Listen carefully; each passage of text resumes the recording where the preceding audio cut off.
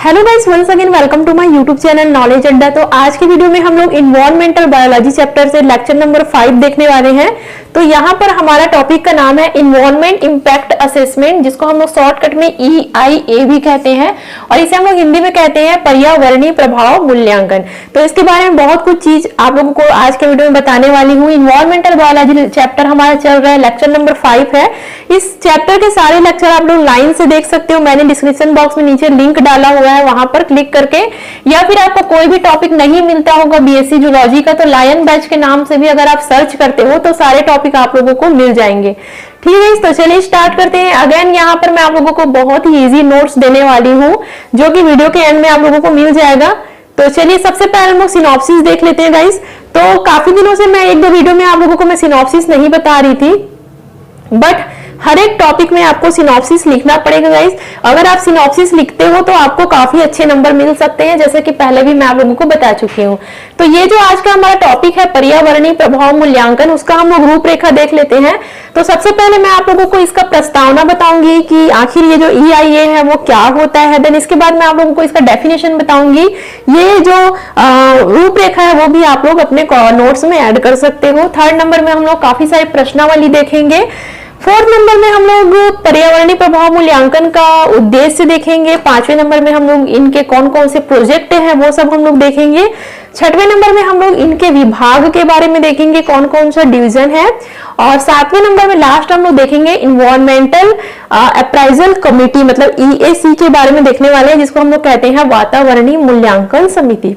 ठीक है, तो सिनॉप्सिस लिखा करो अपने नोट्स में, क्योंकि इससे काफी अच्छे मार्क्स। तो चलिए गाइस हम लोग देखते हैं कि आखिर ये पर्यावरणीय प्रभाव मूल्यांकन होता क्या है। तो देखो, पर्यावरण के ऊपर पड़ने वाले प्रभाव का मूल्यांकन ही क्या कहलाता है, हमारा पर्यावरणीय प्रभाव मूल्यांकन है। देखो, हमारे पर्यावरण पर कुछ ना कुछ ऐसी चीजें होते रहती है जिसके कारण हमारे पर्यावरण पर, हमारे इन्वायरमेंट पर कुछ ना कुछ इंपैक्ट पड़ते रहता है। मान लो कोई फैक्ट्री बन रहा है तो उससे हमारा पर्यावरण क्या होता है, प्रदूषित होता है। या फिर कोई भी ऐसा चीज, कोई भी ऐसा बड़ा प्रोजेक्ट चल रहा है जिसके कारण हमारा इन्वायरमेंट के ऊपर कुछ ना कुछ इंपैक्ट पड़ेगा, कुछ ना कुछ प्रभाव पड़ेगा। तो उस पर्यावरण प्रभाव का हम लोग क्या करते हैं, मूल्यांकन करते हैं, मीन्स उसका असेसमेंट करते हैं। हम देखते हैं कि किसी प्रोजेक्ट से हमारे पर्यावरण पर क्या क्या बुरा प्रभाव पड़ रहा है, वही हमारा क्या कहलाता है, पर्यावरणीय प्रभाव का मूल्यांकन। या फिर इसको हम लोग शॉर्टकट में EIA भी कहते हैं। EIA का फुल फॉर्म क्या है, इन्वायरमेंटल इम्पैक्ट असेसमेंट। मतलब हमारे इन्वायरमेंट के ऊपर जो भी इंपैक्ट हो रहा है, जो भी बुरा प्रभाव पड़ रहा है, अच्छा प्रभाव पड़ रहा है, जो भी प्रभाव पड़ रहा है, उनका हम लोग क्या करते हैं, असेसमेंट करते हैं। ठीक है, तो पूरे टॉपिक में मैं आप लोगों को ये सब बताने वाली हूँ। तो सबसे पहले हम लोग इंट्रोडक्शन में क्या क्या लिखने वाले हैं। देखो, तो मान लो यहाँ पे मैं आप लोगों को छोटा सा एग्जांपल बता रही हूँ। जैसे मान लीजिए यहाँ पे कोई भी फैक्ट्री बन रहा है, जैसे कि आप लोगों ने देखा होगा आपके गांव के बाहर या फिर आसपास कोई ना कोई फैक्ट्री तो जरूर होगा। अब मान लीजिए वहां पर क्या बनने वाला है, कोई फैक्ट्री बनने वाला है, कोई मैन है जो अपना फैक्ट्री उस जगह पर बना रहा है। लेकिन वो जिस जगह पर फैक्ट्री बनाने वाला है वहां पहले कोई जंगल या फिर ऐसा कोई जगह जहां पर पेड़ पौधे हो या फिर जीव जंतु हो या फिर कोई इंसानों की बस्ती हो। अब भाई इतना बड़ा फैक्ट्री बनाने के लिए उस जगह को क्या करना पड़ेगा, हमको खाली करना पड़ेगा, या तो पेड़ पौधों को काटना पड़ेगा या फिर जानवरों को वहां से भगाना पड़ेगा, या फिर हो सकता है किसानों का वहां पर खेत वगैरह हो, उस खेत को पूरा उन लोग फैक्ट्री में चेंज करेंगे, या फिर हो सकता है इंसानों की ही बस्ती, छोटा मोटा गांव हो। कई बार क्या होता है ना, कुछ फैक्ट्री बनाने के लिए गांव को ही वहां से क्या कर देते हैं, दूसरी जगह शिफ्ट कर देते हैं। तो कहीं ना कहीं अगर ये फैक्ट्री बन रहे हैं, हम जानते हैं कि किसी भी विकासशील विकसित देश के लिए ये उद्योग, फैक्ट्री वगैरह बहुत इंपॉर्टेंट होता है, हम जानते हैं। लेकिन उसका हमारे पर्यावरण पर बहुत ही ज्यादा बुरा प्रभाव पड़ता है। और जब कोई फैक्ट्री बनता है ना, तो उस पर पर्यावरण का क्या क्या इंपैक्ट पड़ने वाला है, पर्यावरण पर क्या क्या प्रभाव पड़ने वाला है, उनका पहले असेसमेंट किया जाता है। वही हमारा क्या कहलाता है, पर्यावरणीय प्रभाव का मूल्यांकन। आया समझ में। एक और एग्जांपल दे रही हूँ। जैसे मान लो यहाँ पर कोयले की खदान है, जैसे कि आप लोग देखे हो, कभी ना कभी देखे होंगे, बड़े बड़े कोयले की खदान तो होती है ना। अब जब किसी को पता चलता है कि भाई उस जगह पर कोयले की खदान है, मतलब उस जगह पर कोयला प्राप्त हुआ है, तो वहां पर क्या काम होगा, माइनिंग का काम होगा, मतलब कोयले की खुदाई का काम होगा। तो ऐसा भी तो हो सकता है जो पहले अभी कोयले की खदान है उस जगह पर पहले बहुत बड़ा जंगल रहा होगा, उस जंगल पर बहुत सारे जीव जंतु रहे होंगे, लेकिन अब कोयले की खदान बनाना है, यहाँ पर खुदाई करना है, तो वहां पर पूरे जंगल को क्या किया गया होगा, काटा गया होगा, वहां पर जितने भी जीव जंतु है उनको वहां से भगाया गया होगा।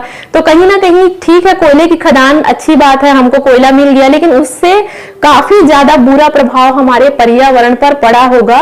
तो उनका क्या होगा, असेसमेंट हमको करना है कि क्या क्या उन पर बुरा प्रभाव पड़ रहा है, वही हमारा क्या कहलाता है, पर्यावरणीय प्रभाव मूल्यांकन कहलाता है। ऐसे लाखों एग्जाम्पल है गाइस, देखो हमारे इंडिया में ही हम बात करें तो कोई ना कोई प्रोजेक्ट तो बनता ही रहता है, कभी बांध बन रहा है, मतलब कभी डैम बन रहा है, कभी कोई फैक्ट्री बन रहा है, कभी तापीय घर बन रहा है, मतलब दुनिया भर का प्रोजेक्ट चलते रहता है।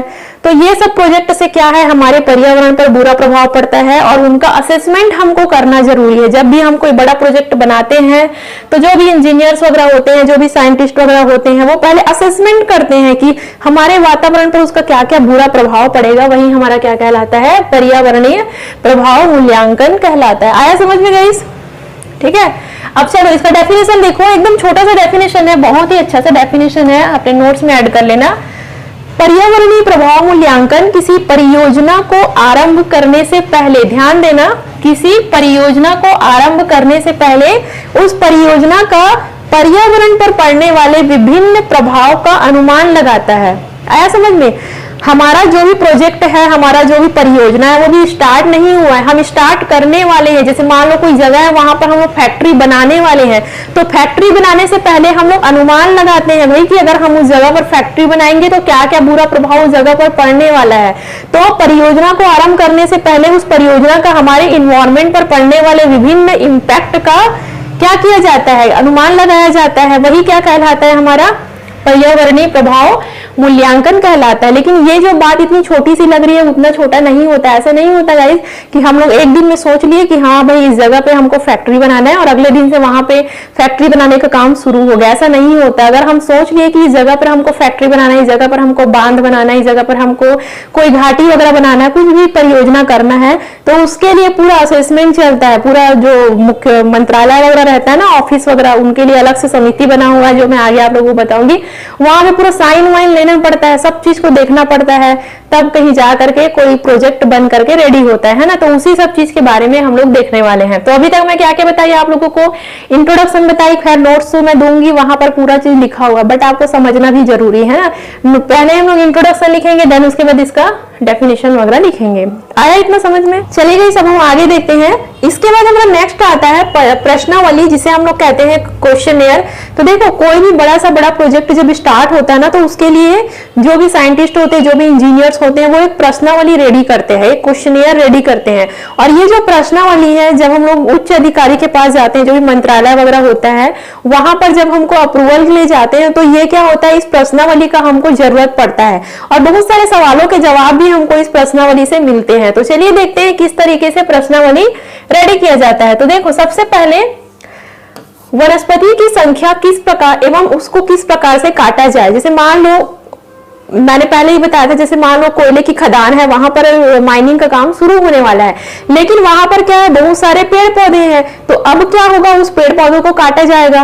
तो उसमें हम लोग सबसे पहले क्वेश्चनेयर में ये लिखते हैं कि वहां पर जो भी पेड़ पौधे होंगे वो कितने हैं, नंबर में कितने हैं, 100 है, 50 है, 1000 है, 500 है। तो उसका नंबरिंग किया जाता है, भाई कितने पेड़ पौधों को वहां पर से काटा जाएगा। और अगर पेड़ पौधों को काटा जाएगा तो उसको किस तरीके से काटा जाएगा, इंसानों के द्वारा काटा जाएगा कि उसको मशीन के द्वारा काटा जाएगा, ये पहले उन लोग क्या करते हैं, उसका असेसमेंट करते हैं। ठीक है। सेकंड नंबर का देखो, जानवरों की दुर्लभ प्रजाति जो प्रभावित होंगे। अब जैसे मान लो कोई वहां पर जंगल होगा, उस जंगल में कोई ना कोई तो जानवर होंगे ही होंगे, लेकिन ऐसा भी तो हो सकता है कि वहां पर जो जंगल में जानवर हैं वो कोई दुर्लभ प्रजाति के हो। जैसे कि अभी हाल में ही न्यूज आप सब सुने ही होंगे, मैं इसके जस्ट पहले वाले वीडियो में बताई थी, जैसे कि चीता की प्रजाति हमारे देश में लगभग विलुप्त हो चुकी है ना, तो दूसरे देश से चीता को लाया जा रहा है। हो सकता है जो जंगल को लोग काटने वाले, वहां भी कोई दुर्लभ प्रजाति के जीव जंतु होंगे, तो उस पर क्या किया जाता है, विचार किया जाता है कि अगर हम लोग वहां के जंगल को काटेंगे, उस एरिया के जंगल को काटेंगे, तो जो दुर्लभ प्रजाति है उसको कैसे दूसरी जगह शिफ्ट किया जाए। मींस जो भी आसपास अभयारण्य है या फिर या फिर कोई जू वगैरह है उस पर कैसे उनको ट्रांसफर किया जाए, उस पर क्या किया जाता है, विचार किया जाता है ना। थर्ड नंबर का देखो जल की आवश्यकता के स्रोत। मान लो वहां पर कोई फैक्ट्री वगैरह बनने वाला है, तो भाई फैक्ट्री बनने के लिए तो पानी बहुत सारा चाहिए, तो जल का स्रोत क्या है, आसपास पानी वहां है कि नहीं है, बोर वगैरह की खुदाई पर विचार किया जाता है। कोई भी बड़ा सा बड़ा प्रोजेक्ट पानी के बिना तो पॉसिबल नहीं हो सकता है ना। हम लोग घर वर भी बनाते हैं तो पहले पानी वगैरह देखते हैं कि नहीं देखते, आसपास कहाँ से पानी लाएंगे, क्योंकि पानी के बिना तो कोई भी घर रेडी नहीं होगा। तो वो क्या करते हैं, जल का स्रोत रेडी करते हैं, आवश्यकता के स्रोत। और ये भी देखते हैं कि कल के दिन में यहाँ पे कुछ फैक्ट्री वगैरह बनेगा तो वहां पर जो भी काम करने वाले वर्कर्स होंगे वो लोग कौन सा पानी पिएंगे, यहाँ पर पानी की सुविधा है कि नहीं है। अगर मान लो उस पर्टिकुलर एरिया में पानी की सुविधा नहीं है तो फिर उस जगह को कैंसिल कर देते हैं, दूसरी जगह कहीं पर बनाने का विचार करते हैं। तो ये सब चीज को क्या किया जाता है, देखा जाता है। ठीक है, अब आगे देखते हैं ध्वनि प्रदूषण पर विचार। अब देखो कोई भी जैसे मान लो माइनिंग का काम चल रहा है या फिर कोई फैक्ट्री बन रहा है, बांध बन रहा है, तो ध्वनि प्रदूषण तो होगा ही होगा। तो उस पर उन लोग विचार करते हैं किस तरीके से ध्वनि प्रदूषण को रोका जाए, ताकि आसपास के जो भी जानवर होंगे, आसपास के जो भी बस्ती गांव वगैरह होंगे, सिटी वगैरह होंगे, वो कोई भी उनको ज्यादा परेशानी ना हो, है ना। 5वें नंबर का देखो वाहन की पार्किंग क्षेत्र। अब जैसे मान लीजिए कोई बड़ा सा बड़ा प्रोजेक्ट है तो पार्किंग जो भी वाहन वगैरह तो आएगा ही, तो उसको कहां पर पार्क किया जाएगा वो सब भी क्या किया जाता है, असेसमेंट उनका भी किया जाता है। 6वां नंबर का देखो नई कॉलोनी के लिए जनता का परिवहन। अब मैं पहले ही बता चुकी हूँ कि कुछ जगह ऐसा होता है ना कि वहां पर लोग पहले से रहते हैं। जैसे एग्जाम्पल के लिए कोई नया सिटी बनता है ना। मान लो गवर्नमेंट कभी कभी क्या करता है, कोई एक नया सा शहर बसाने की सोचता है, लेकिन अगर नया सा शहर बसा रहा है तो पहले तो वहां पे कोई ना कोई गांव वगैरह होगा, कोई ना कोई बस्ती वगैरह होगा। चलो ठीक है, आप नया शहर बसाने वाले हो, लेकिन वहां जो पहले से जो लोग हैं उनको तो कहीं ना कहीं शिफ्ट करना पड़ेगा, है ना। तो उनके लिए क्या असेसमेंट किया जाता है कि भाई जो पहले से लोग हैं उनको कैसे मनाया जाए, उनको कैसे शिफ्ट किया जाए अदर जगह में। 7वां नंबर का देखो सुरक्षा पर विचार। जो भी प्रोजेक्ट बन रहा है उसको कैसे सिक्योरिटी हमको देना है। जैसे मान लो बड़ा सा बड़ा कोई खदान वगैरह मिल गया तो उसको कैसे सुरक्षा वगैरह हमको देना है, इस पर भी क्या किया जाता है, विचार किया जाता है ना। आगे देखो 8वां नंबर का देखो हाइजीन व्यवस्था। हाइजीन मतलब क्या होता है, साफ सफाई, देखभाल, साफ सफाई वगैरह। तो उस पर्टिकुलर जगह में हाइजीन को कैसे व्यवस्थित करना है वो सब चीज भी देखा जाता है। अगला देखो ऐतिहासिक स्मारकों पर विनाश। मान लीजिए कोई ऐसा जगह हमको कोयले की खदान या फिर कोई भी सोने की खदान वगैरह मिल गया। अब पता चलता है कि सोने का खदान नीचे है लेकिन उसके जगह पे कोई हमारा ऐतिहासिक स्मारक है। ऐतिहासिक स्मारक मतलब हिस्टोरिकल टेम्पल वगैरह या फिर कुछ भी चीज हो सकता है जो कि हमारे इतिहास से जुड़ा हो, जो कि प्राचीन हो बहुत, जो कि हमारे लिए बहुत जरूरी है उस चीज को बचा करके रखना। लेकिन अब अगर सोने का खदान, अगर मान लो सोने का कोई खदान नीचे मिल गया तो भाई उसको क्या करना पड़ेगा, वहां से हटाना पड़ेगा हमको। तो उस पर क्या लिया जाता है, परमिशन लिया जाता है कि ऐतिहासिक स्मारक को गिराना है कि नहीं गिराना है, ये सब चीज पर विचार विमर्श किया जाता है। अगर कोई एकदम फेमस ऐतिहासिक इमारत हो जैसे कि ताजमहल वगैरह है तो भाई उस पर तो हम कुछ भी नहीं कर सकते, तो वो सब चीज पे उन लोग क्या करते हैं, विचार करते हैं। ठीक है। मलमूत्र का संग्रहण एवं निस्तार मैप। अब जो भी वहां पर प्रोजेक्ट बनेगा तो स्वाभाविक सी बात है मलमूत्र तो होगा ही, है ना। अब हम लोग घर वगैरह भी बनाते हैं तो उसका भी अलग से मैप बनता है कि नहीं बनता है, कि जो मलमूत्र होगा वो कहाँ से बाहर जाएगा, कहाँ पे उसका स्टोरेज होगा, कैसे उसका निस्तारण वगैरह होगा। तो सेम यहाँ पर भी अगर कोई बड़ा प्रोजेक्ट चलता है तो इस पर विचार विमर्श किया जाता है। 11वां नंबर का है नालियों पर विचार। अब जो भी गंदा पानी होगा उसको नाली के थ्रू ही इधर उधर डालेंगे उन लोग पानी को, है ना। तो नाली कैसे बनाएंगे, ये सब चीज पे भी विचार किया जाता है। निर्माण क्षेत्र का कुल क्षेत्र से %, जैसे टोटल वहां पे जो एरिया है उस पर कितने % भाग पे हमको प्रोजेक्ट बनाना है उस पर विचार किया जाता है। अगला देखो पुनः वृक्षारोपण योजना। मान लो उस जगह से पेड़ को काट दिए हैं, पर्टिकुलर कोई जगह है जहां पे हम लोग फैक्ट्री बनाने वाले हैं, उस जगह के पेड़ को हम लोग काट दिए हैं। तो आप सोच सकते हो कि हमारे पर्यावरण को कितना ज्यादा नुकसान हुआ होगा। अगर इतने सारे पेड़ को एक साथ काट दोगे भाई तो पर्यावरण को तो नुकसान होगा ही होगा। लेकिन अब जो नुकसान हुआ है उसकी भरपाई भी तो उस फैक्ट्री वाले बंदे को ही करना पड़ेगा, है ना। तो फिर उनको ये आदेश दिया जाता है कि जो तुम अगर पेड़ पौधे काट रहे हो तो कहीं जाकर के उसको लगाओ या फिर और वृक्षारोपण करो। इस पर भी उन लोग डिस्कस करते हैं। जीव जंतु का पुनर्वास, पहले ही बता चुकी हूँ कि अगर कोई जीव जंतु है तो उसको कैसे इधर उधर ट्रांसफर करना है, कैसे उसको अभ्यारण्य में छोड़ना है, वो सब चीज पर क्या किया जाता है, विचार विमर्श किया जाता है। आया क्या समझ में। वैसे बहुत सारे, एक मिनट, यहाँ पे इत्यादि है ना, और भी हो सकते हैं यहाँ पे। तो बहुत सारे ऐसे प्रश्नावली क्या किया जाता है गाइस, रेडी किया जाता है।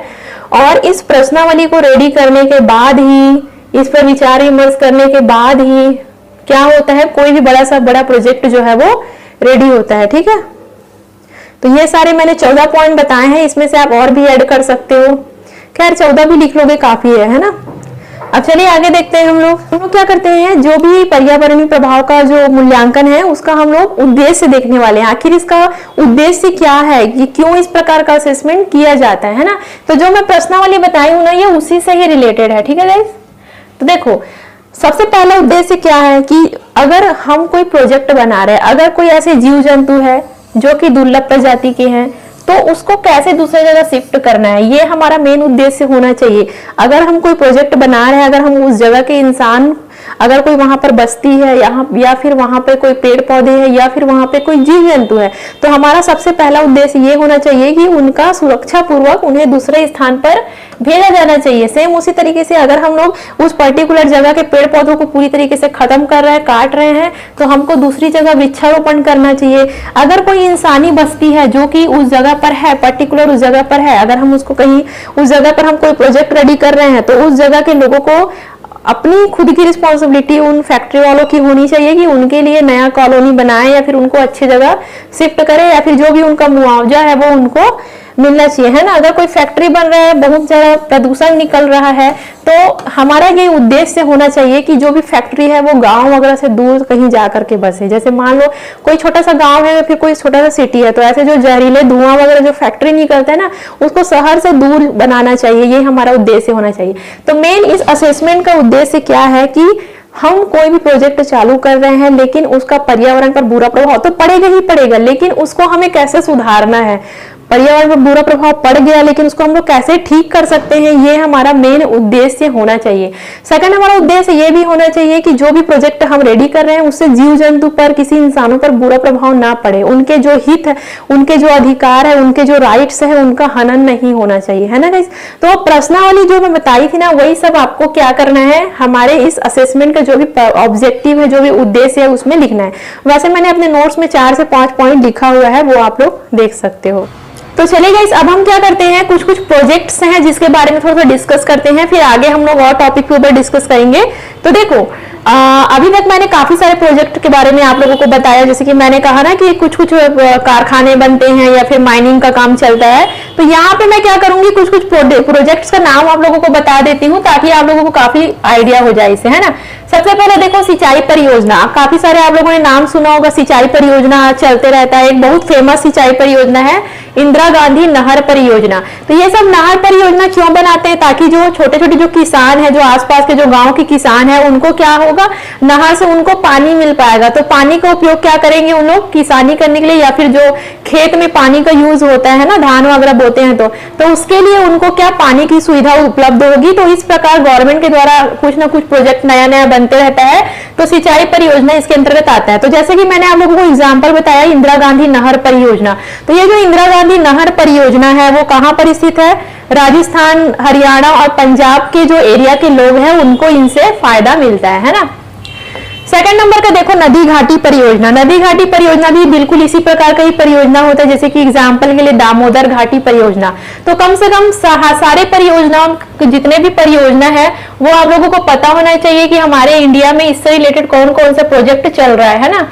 थर्ड नंबर का देखो जल ऊर्जा परियोजन। जल ऊर्जा परियोजन मतलब क्या होता है, जैसे कि आपको पता है कि जैसे बांध वगैरह होता है तो पानी से इलेक्ट्रिसिटी उत्पादन किया जाता है ना। तो इसमें क्या एग्जांपल आएगा इस जल ऊर्जा परियोजना के अंतर्गत, मध्य प्रदेश में एक वेरी फेमस है ओमकारेश्वर करके है, वहां पर नर्मदा हाइड्रो इलेक्ट्रिक नाम का वो है वहां पर। तो वहां पर क्या विद्युत उत्पादन किया जाता है, मतलब वहां का जो डैम है उसमें विद्युत उत्पादन किया जाता है। तो ये बहुत ही फेमस परियोजना जल ऊर्जा परियोजना, मतलब जो वाटर होता है उससे क्या किया जाता है, इलेक्ट्रिक एनर्जी उत्पन्न किया जाता है, ठीक है।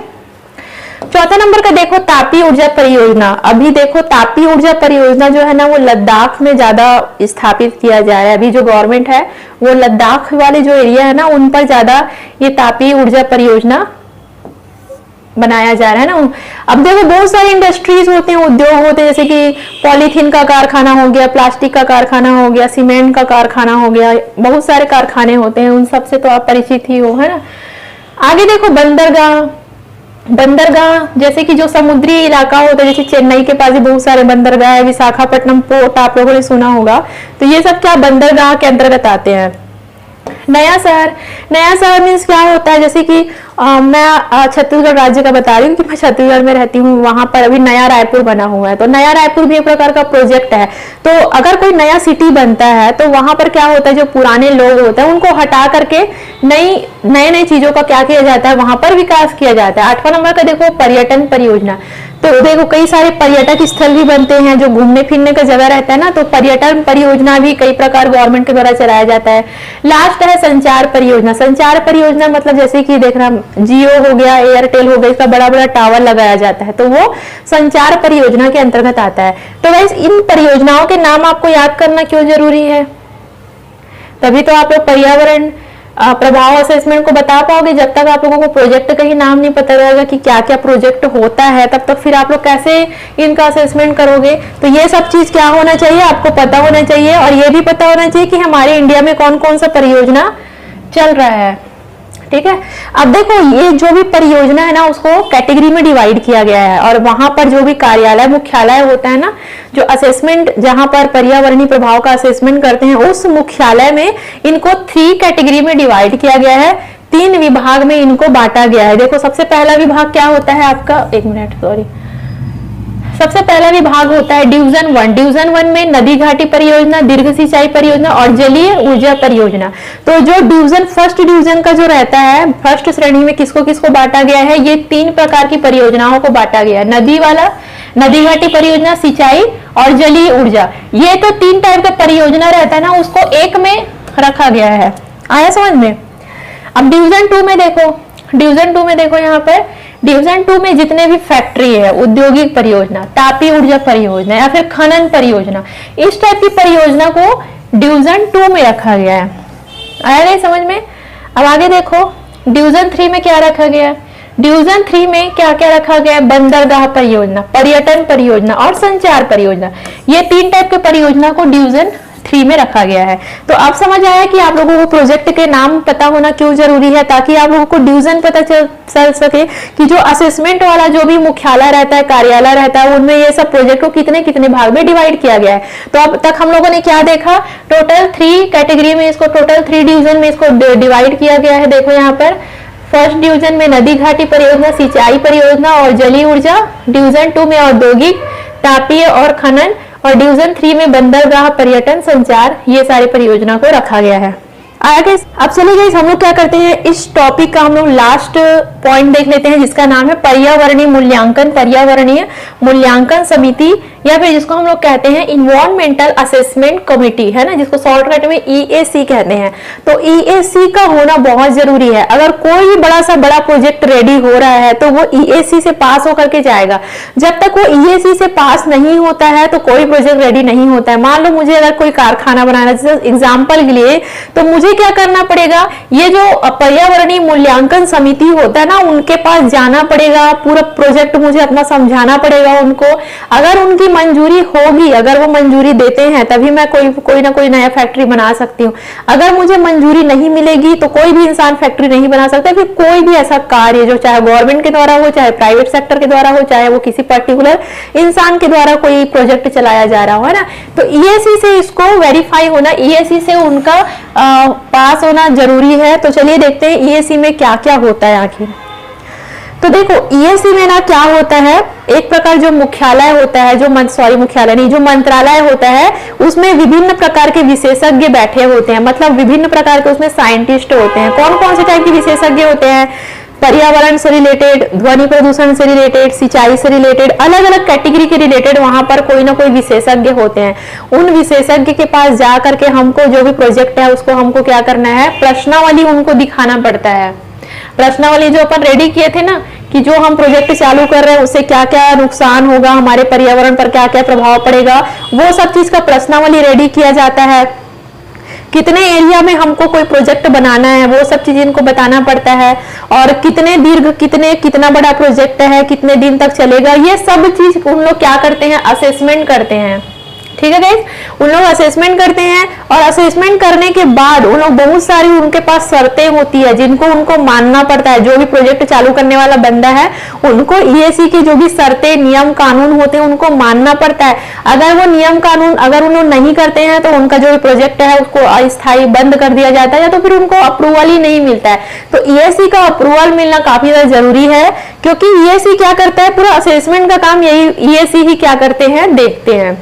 ठीक है, तो नोट्स का स्क्रीनशॉट ले लो गाइस, काफी अच्छा मैंने नोट्स रेडी किया हुआ है ना।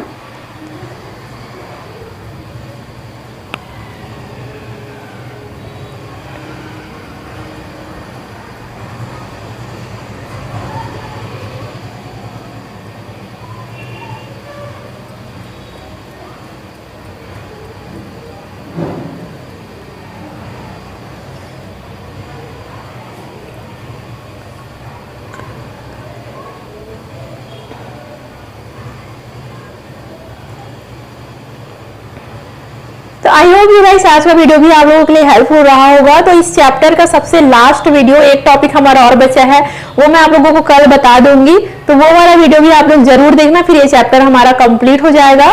तो आई होप यू गाइस आज का वीडियो भी आप लोगों के लिए हेल्पफुल रहा होगा। इस चैप्टर का लिंक मैंने नीचे डिस्क्रिप्शन बॉक्स में डाल करके रखा हुआ है, आप लोग चेक जरूर करें। So thank you so much guys for watching this video.